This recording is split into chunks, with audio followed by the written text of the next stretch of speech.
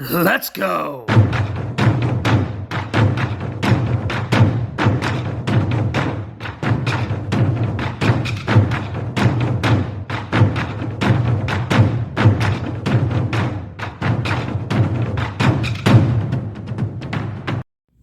Hi everybody, GL1 here, and welcome to Radio Controlled STEM class number 10. I'm excited today to show you what I have because I have some very different kind of vehicles than what I've shown you before, and I just can't wait to get into this. These are also kind of old vehicles, like a lot of them. One of them is definitely considered vintage. The others are probably around 2005, 2006-ish. So yeah, they're getting up there too. So what these two I have three military vehicles to show you today. And the first one we're looking at here is a Hummer. And actually, no, it's a Humvee, the military grade version. And let me show you this guy here. This is a really, really neat vehicle for several reasons. I know that the time I got it, probably, around 2005-ish, it was $50. And what this has is it's got a rock climbing suspension. It has a motor in the back. Right now, it's on high torque. It has a gear shifter. So hear the difference. All right, hear that? That's high speed.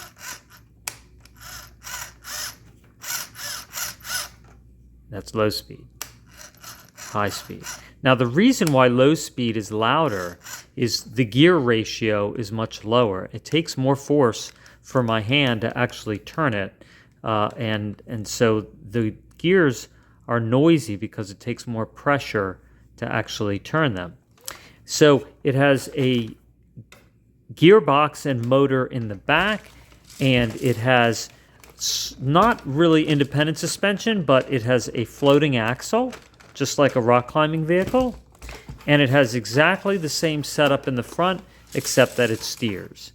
So you can see it has your single bar nylon tie rod, and this would be like a rack and pinion steering, where it has a servo in the center that has a connector to this long bar here. This white bar. It's one long bar, and it's going to push it left and right to steer.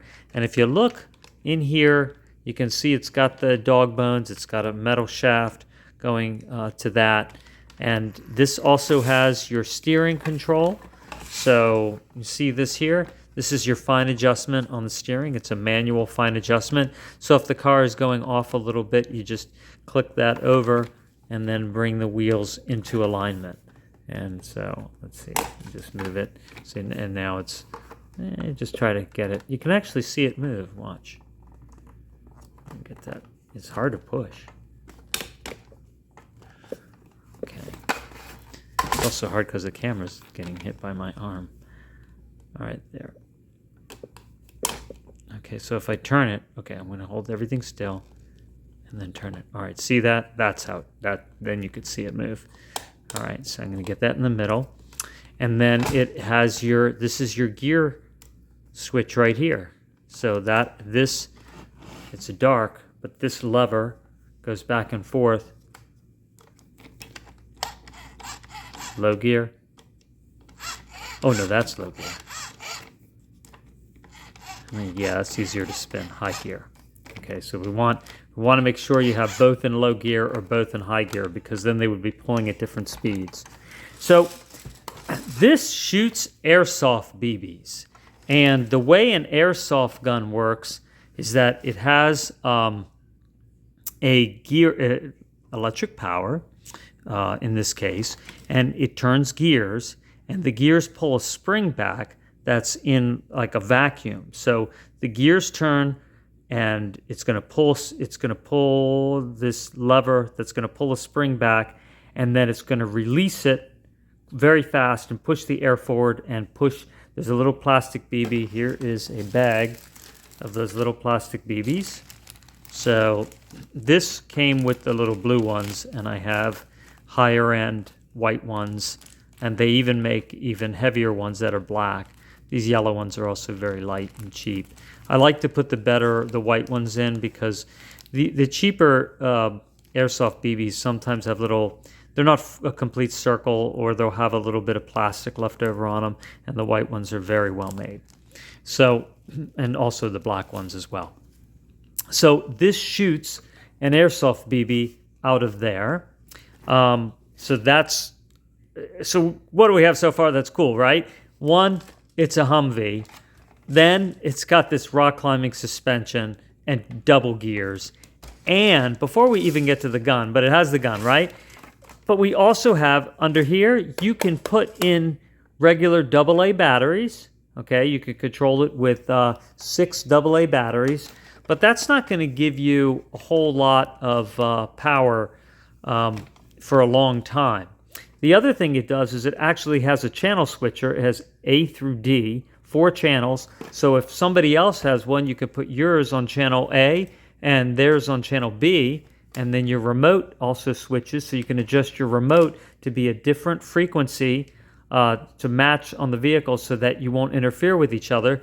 So you can battle each other and use the airsoft bullets to shoot each other. So, you know, have fun with that. And here's the other thing you can do. Instead of using AA's, you can put in one of these big, massive Mini C's 3300 amp hour batteries right into the top of it. And I also like the fact that it goes in the top because it adds a lot of weight just to the top of it, which then makes it kind of unsteady. And not that it falls over, but that it swings a lot. And so, you know, you have more of that kind of like suspension action going on there. Oh, actually, okay, it goes this way.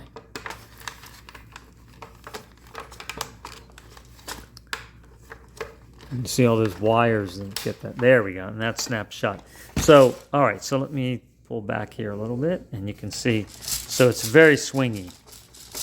And then, you know, you have a lot of play in the suspension. But I know we're all waiting to turn this thing on. So I'm going to turn the remote on first. I'm turning it on. Let me check. Okay, I'd forgotten that I took the 9-volt battery out and used it in a different remote. All right, so that's on, and then we flip the car up. I'm going to turn this on, and I believe, let's see, it actually on the switch, it tells you whether you're putting it on rechargeable battery. Yep, it's on rechargeable battery or regular battery. That's what it says there. All right, so it's on rechargeable battery. And I'm gonna move it back a little bit, and let's get this right here. All right, and forward, and it steers while it stops, like that. All right, and then here we go. We have the turret.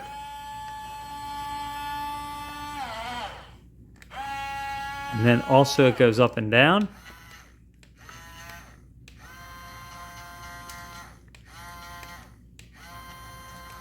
And it fires. And in order to fire, you push down these 2 red buttons here.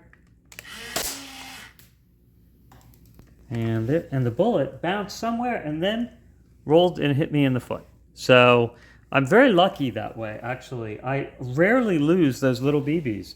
I could shoot them, and they often come back to me. It's really uncanny.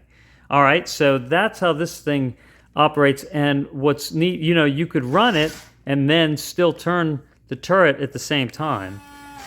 So,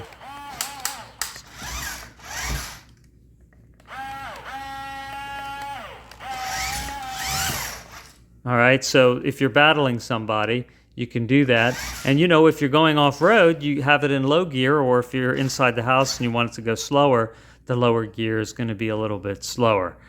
So, less chance of ramming it into things. And I'll show you that later. But isn't that quite a neat vehicle, right? So you can, really aim that gun. Now, I have a little story to tell you about this, because while I was testing it today, I didn't realize that this was so powerful that it shot my blinds. And take a look at this. It shot a hole right through the plastic blind. And it was, maybe 8 feet away, and it just shot right through the plastic blind. And then I had to, take the blind out and then get another one from the bottom and place it in there. And Mrs. GL1 was not happy about that. I had no idea it actually shot that hard. I know that, people play with airsoft guns and shoot each other with it. I'm not a big proponent of doing that. I've had airsoft guns in my time that shoot really, really hard. I'm not sure it's really a good idea to shoot each other, but I guess from a distance, and if you have goggles, But anyway, that's just an aside. But just so an idea, this thing really can shoot. All right, I have another one that also shoots. Let me get that. All right, and so here we have kind of a tank. All right, now the turret does not turn, and obviously it has treads, and it does shoot airsoft bullets. Now, I had to fix it today. It actually didn't work, and this has been a problem with this vehicle. I know years ago it stopped working, and there was one problem with it, and I fixed that, and then I went to go turn it on today, and it didn't shoot, and I forgot it doesn't shoot. But I fixed it. I took it apart, and I had to take the cannon apart here and get in there, and then I glued it with none other than shoe goo. And I put these rubber bands on it to hold it while it dries for 24 hours, although it does dry in an hour really well. All right, so let me show you how this thing works. All right, so underneath, all right, I lost the battery cover at some point. So I made, using erector set pieces, my own battery cover, and then you just slide that, you see, and you put your 9.6 volt battery in there. And then you just slide that across, and now you have something that holds your battery in place. All right, there's your on button. All right, and then your remote. And this is the only remote I have where you actually push the switch downward to turn it on. So, not that that matters, but it's just odd. All right, and it moves like a tank. And this one does a couple of unique things. It has a laser sighting. It makes sounds like a machine gun. And with the laser sighting, however, it will shoot the pellet. So you see the laser sighting? Maybe I could hit it real quick before it fires. You can hear what it's doing. You hear that gears moving? That are the gears, those are the gears turning, pulling that spring back, getting ready to release the energy of the air and then shoot that pellet. All right, I'm going to try to aim it and shoot it into a chair and not hit my big screen TV or my blinds again.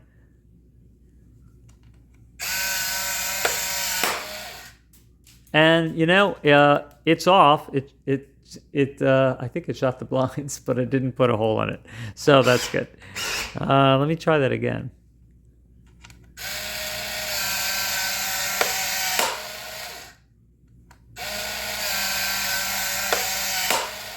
Okay. Well, I think I'm going to have to check it. The ammo didn't get into the hopper that time. What you do with this is you fill the ammo in here. Okay, so you just, let's see if you can hear it. Oh, you know what? Yeah, it's out of ammo. So you just pour your ammo into that.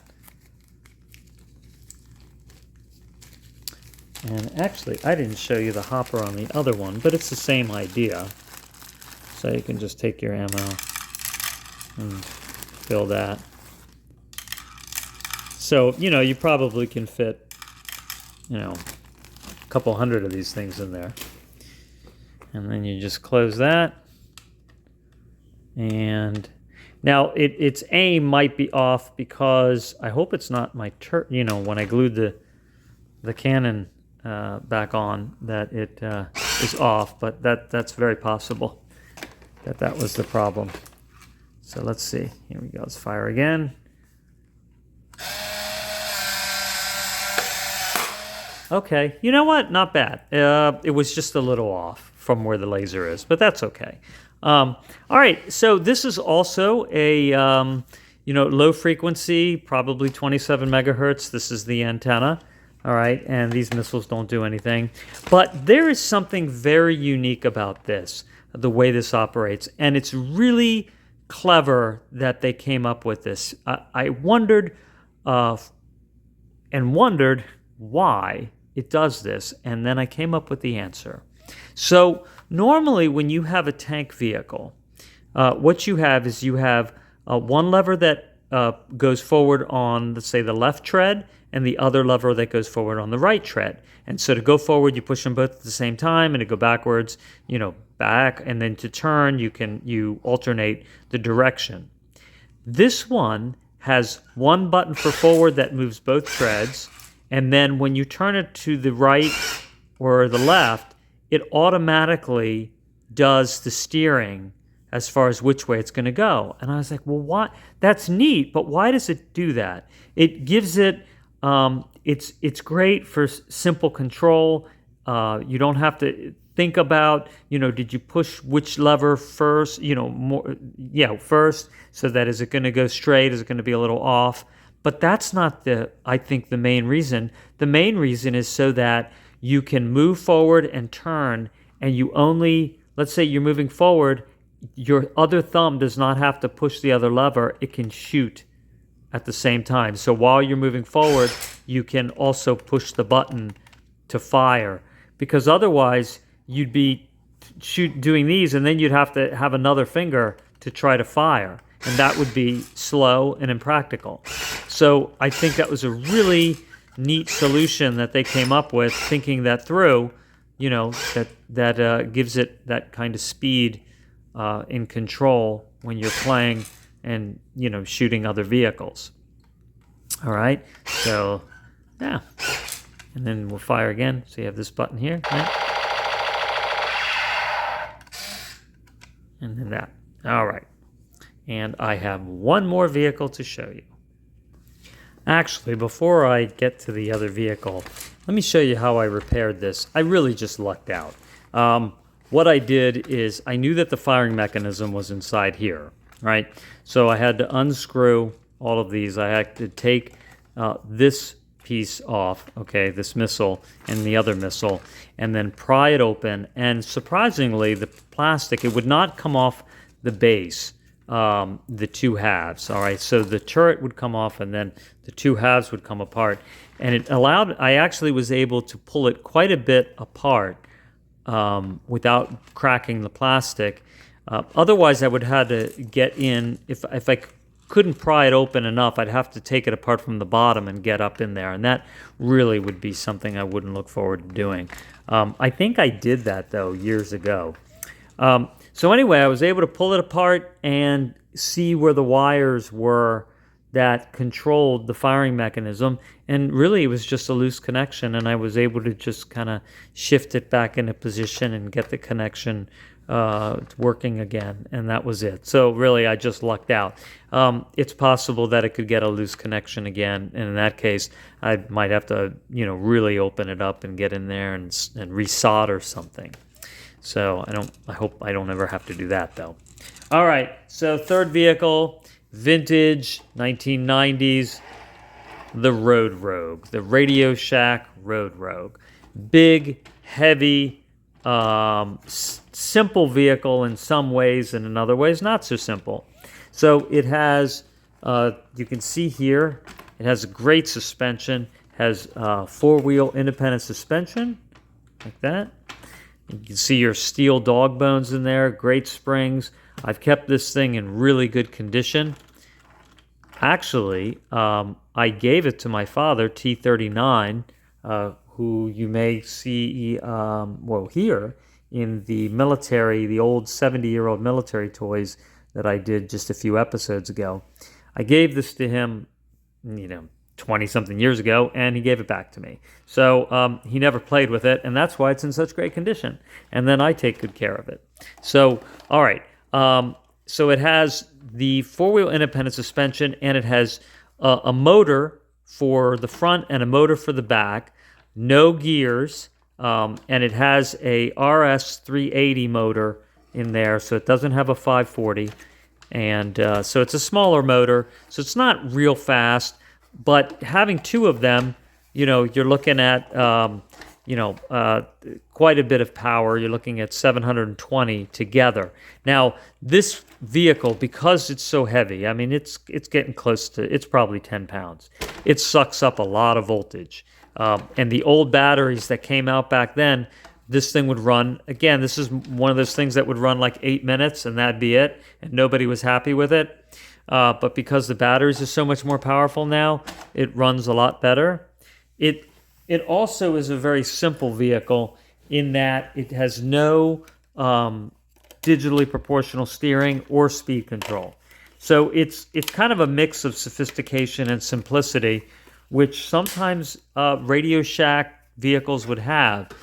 Radio Shack didn't make their vehicles, but what they would do is they would put in the specs for the company that would make them, and I think a lot of times it's Tamiya, what they wanted them to make. And they'd say, well, we wanted to have, this kind of motor and these wheels, because sometimes you'll see the same chassis or the same parts in another vehicle, but the gears are different, but the housing is the same. The motor could be the same size, but a different size windings in the motor. We haven't got into that, but thicker windings are different than thinner. Thinner windings are less powerful, but the motor runs longer. Thicker windings, you got a more powerful motor, more electricity can go through a thicker wire. That metaphor I gave you about people running through a conduit.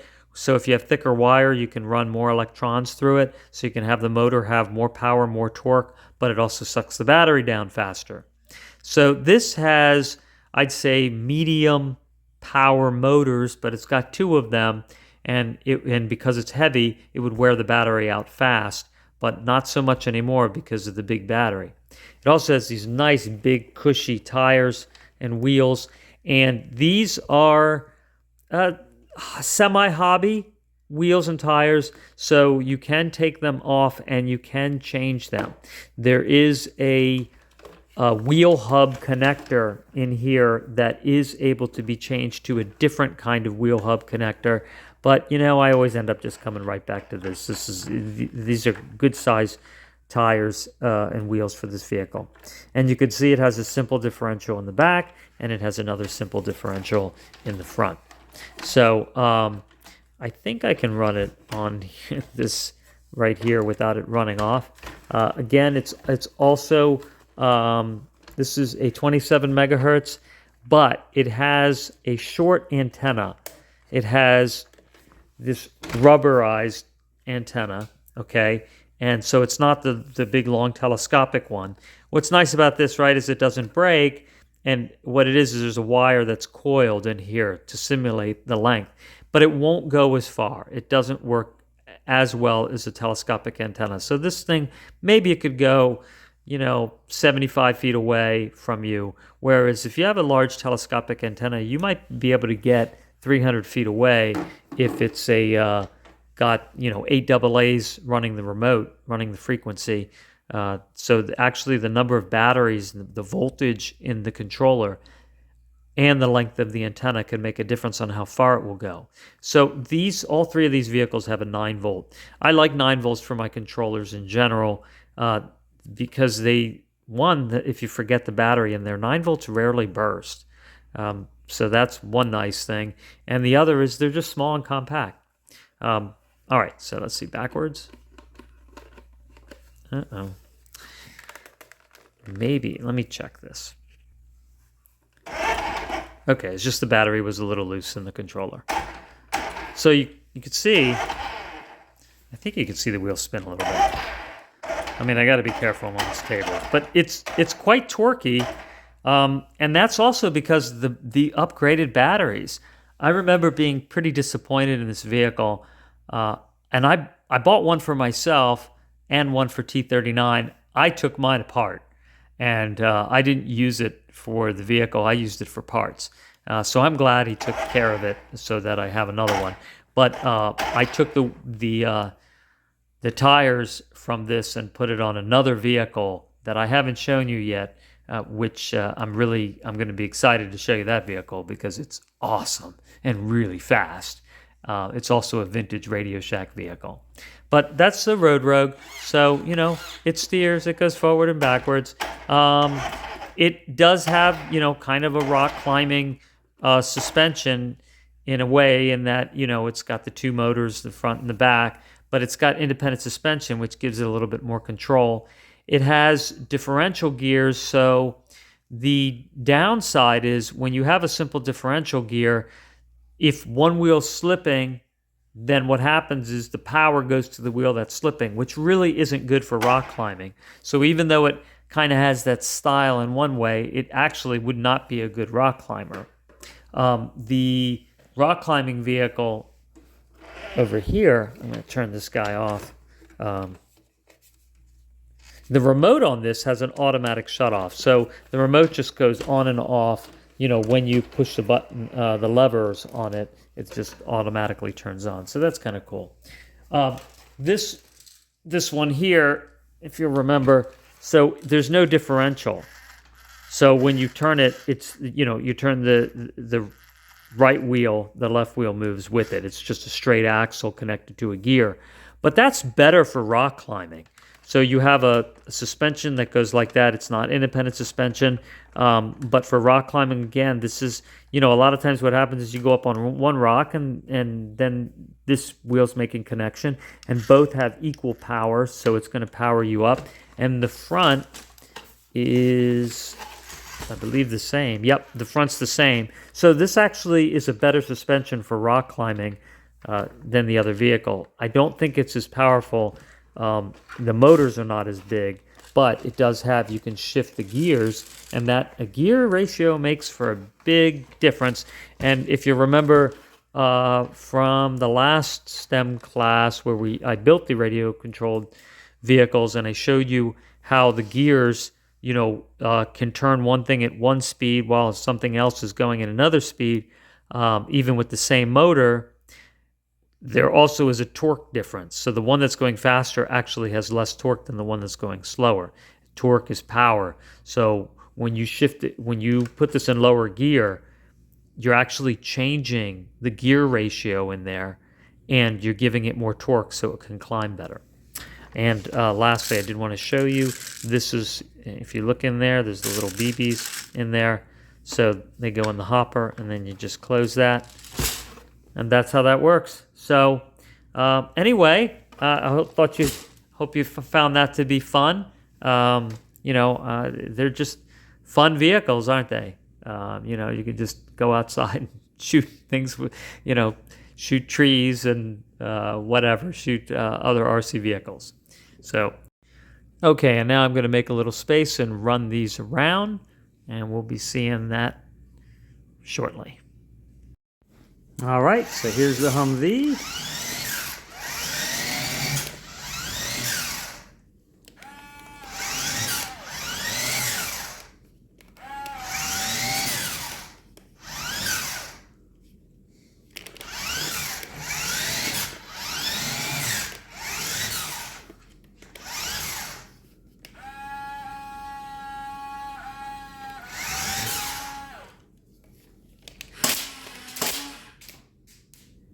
Well, yep, and one came back. And it's gonna roll in front of the camera. It's actually right on the floor right there, rolling. I don't know if you can see that. But anyway, all right, so the other one's somewhere. But anyway, so that's this guy. So pretty cool. Heard it fire a couple. Here we go again. And onto the sofa. I saw where that one went too. I'm so lucky at where my pellets go. All right, here's our tank.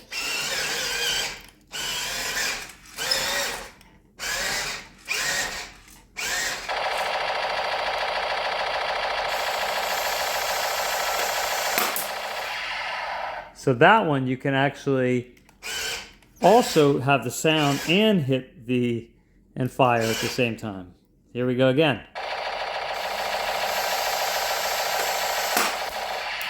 There you go, that fires. And you can move and fire.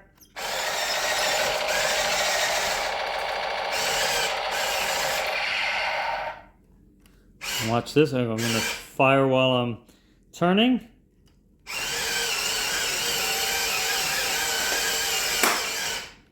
I don't know where it went, but that one shot. All right.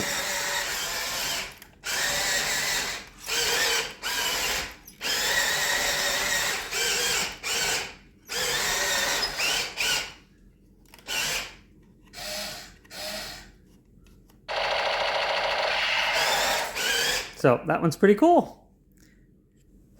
All right, and the Rogue.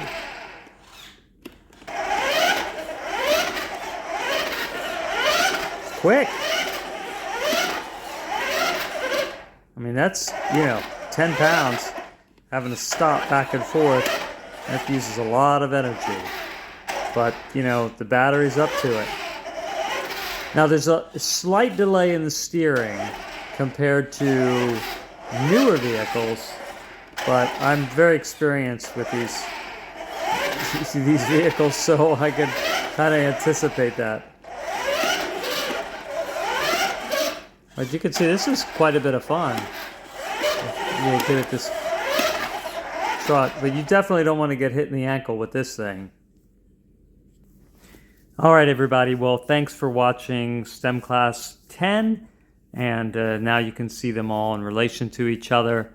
The military team, you have the bomb disposal unit, and then, just able to attack anything on land and rescue people. So, all right, I'll be seeing you soon.